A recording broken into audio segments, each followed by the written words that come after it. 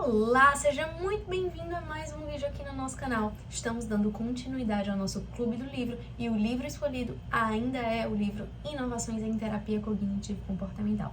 Estamos dando início agora ao capítulo de número 8, que diz respeito ao manejo de afetos.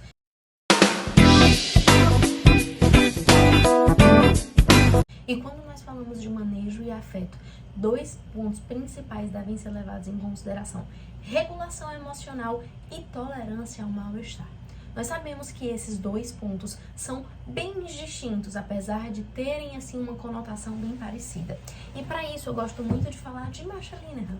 Marsha Linehan é a criadora da terapia comportamental dialética e ela traz muito ali esse conceito de regulação emocional e desregulação emocional. O que seria então uma desregulação emocional? Quando a pessoa ela não se vê flexível a enfrentar uma situação ali que causa várias emoções, sejam elas positivas ou sejam elas negativas, como ansiedade, raiva, medo, alegria, nojo, enfim. Frente a uma situação vivida, o sujeito ele pode responder de várias maneiras.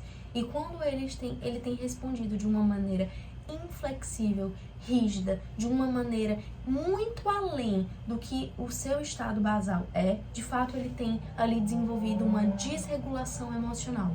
E nós, enquanto terapeutas cognitivo-comportamentais, o ajudaremos realmente nessa flexibilização, nessa homeostase, realmente de o ajudar a ter uma resposta mais flexível, mais adaptativa, envolvendo aspectos ambientais, aspectos cognitivos, aspectos comportamentais, ou seja, nós vamos ajudar aquele paciente na construção de uma vida que vale a pena ser vivida. A TCC e a terapia comportamental dialética podem ajudar bastante o teu paciente a lidar com uma regulação emocional no seu dia a dia, tá? Então, quando a gente fala também sobre a tolerância ao mal-estar, é um ponto totalmente diferente de desregulação emocional. Tolerância ao mal-estar diz muito sobre a aceitação de eventos negativos. Acontece algo ali na nossa vida que a gente não estava esperando, algo que de certa forma desenvolve ali um sentimento um tanto quanto difícil de ser lidado, nós iremos aceitar aquele fato, sem muita resistência, sem muita luta ali para mudar aquela situação, mas na aceitação de, puxa, isso aqui aconteceu, não foi legal, eu tô me sentindo mal frente ao que aconteceu, eu tô me sentindo triste frente a essa situação, mas o que tá no meu controle para lidar com essa situação? Não tentar ali com todos os nossos esforços modificar aquela situação, mas aceitá-la, porque a partir do momento em que a gente aceita, a gente se sente congruente com a situação e vê o que tá no nosso controle para lidar da melhor forma com aquela situação vivida. Quando nós estamos falando de regulação emocional, um ponto muito importante na qual nós devemos voltar a nossa atenção é que ela será uma estratégia para experimentarmos as emoções genuinamente e que conforme a gente experiencia essas emoções, nós consigamos elaborar estratégias para que de fato aquela emoção seja vivenciada da melhor forma por nós.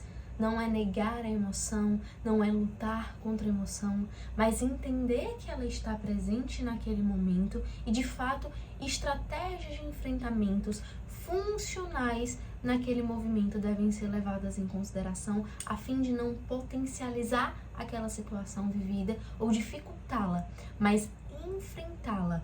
Normalmente é quando a gente volta ali a nossa atenção para o momento presente e de fato a gente consegue uma homeostase do sentimento, que a gente consiga voltar ali para o nosso estado basal, porque de fato imagina que a gente está com uma intensa raiva naquele momento. A gente vai, a partir da regulação emocional, estabelecer um equilíbrio daquela raiva, estabelecer efetivamente um bem-estar. Quando a gente fala de desregulação emocional, isso impacta diretamente na nossa qualidade de vida e no nosso bem-estar.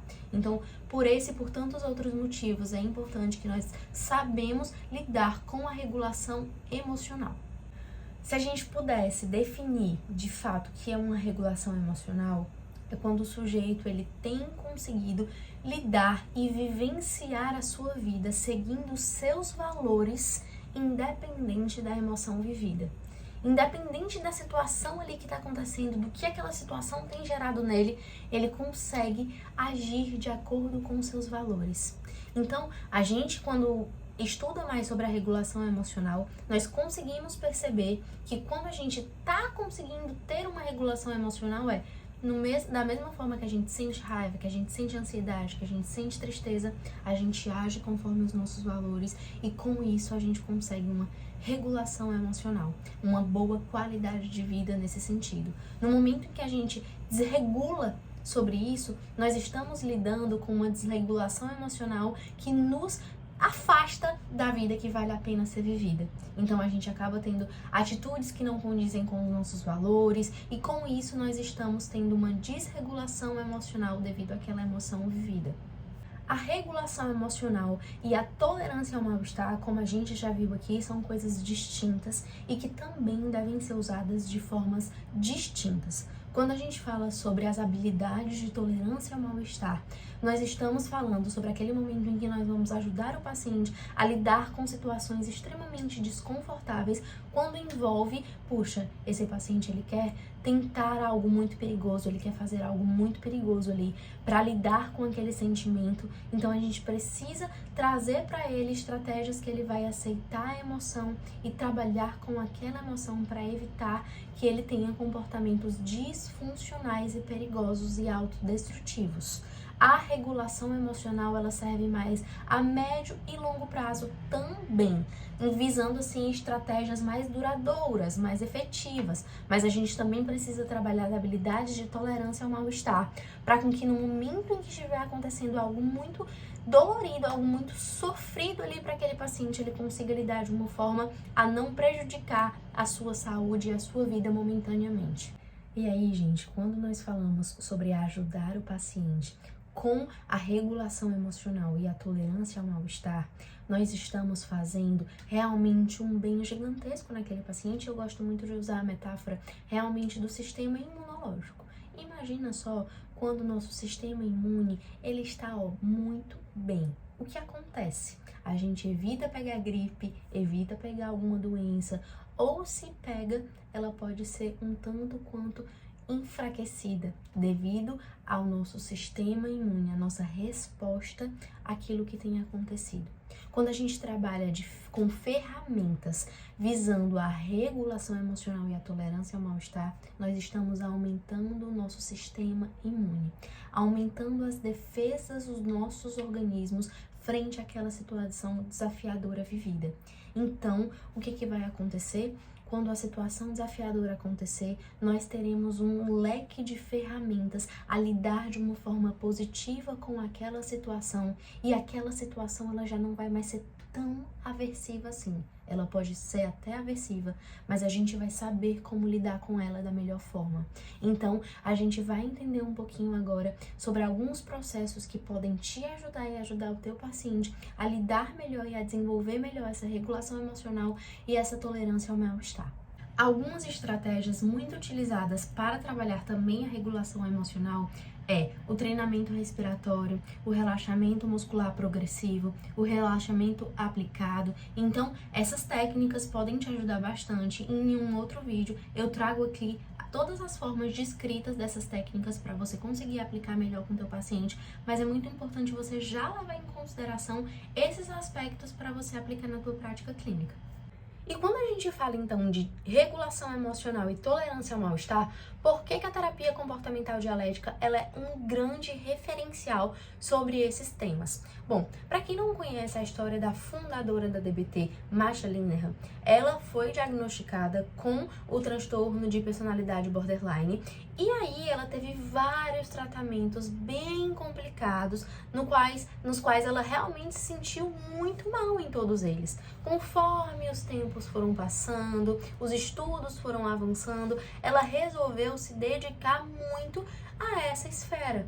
E para isso, ela surgiu com a perspectiva teórica da terapia comportamental dialética.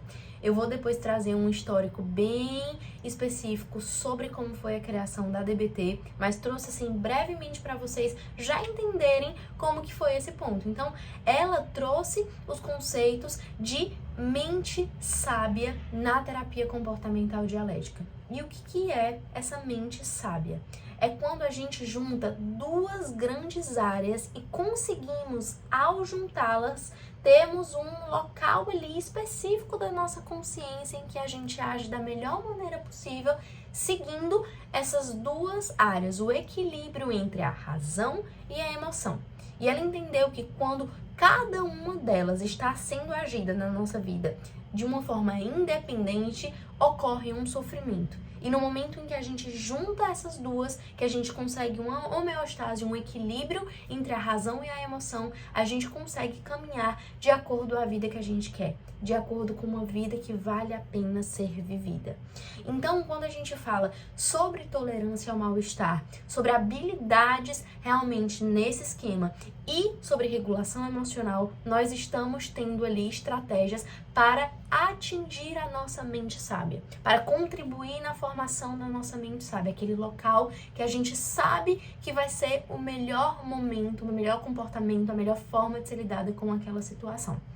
Tá? Então, a terapia comportamental dialética, ela traz muito ali esses benefícios no trabalho de pacientes com desregulação emocional. E ele vai nos ajudar, porque imagina só, na terapia comportamental dialética não é só terapia individual, é um tratamento que envolve terapia individual, que envolve tratamento de terapia em grupo, tá? A gente vai trabalhar também com treinamento de habilidades na DBT. Então, é um amplo gama de tratamento para esse paciente. O terapeuta, ele também vai estar ali com o celular o tempo inteiro para o paciente. E isso também envolve no protocolo de tratamento com a terapia comportamental dialética. A gente vai ter esse contato mais próximo ao paciente para o protocolo de situações muito difíceis vividas pelo paciente. Então, a gente vai ajudar aquele paciente no momento em que ele estiver passando por uma situação insuportável na qual ele pensa em fazer algo um tanto quanto autodestrutivo na sua vida, ele vai poder te acionar. Ele vai poder te acionar e a partir daquele manejo, você e ele no telefone, ajudá-los a trabalhar ali aquele aspecto, tá? Então, existe uma gama de estratégias relacionadas à terapia comportamental dialética que vai ajudar esse paciente a trabalhar com a regulação emocional, tá? Então, gente, esse capítulo relacionado ao manejo de afeto trouxe muito ali a percepção pra gente de como é importante nós, enquanto terapeutas cognitivo-comportamentais, entendermos a gama de outras perspectivas teóricas que ajudam no tratamento de regulação emocional e tolerância ao mal-estar.